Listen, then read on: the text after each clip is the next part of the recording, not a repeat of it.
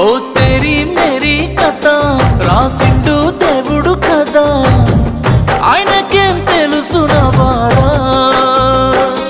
ఓ తెరీ Mary కథ ఒకటయ్యే పెళ్లితో కదా, నీకేం తెలుసు నా బాధ.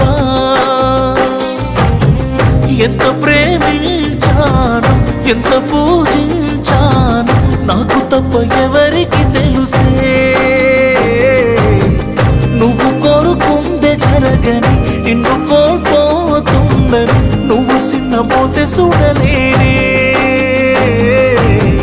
రాసుంటే నారాటలో సీత దాటవుగా నే గీసిన గీత, తెలిసుంటే నీ మనసులో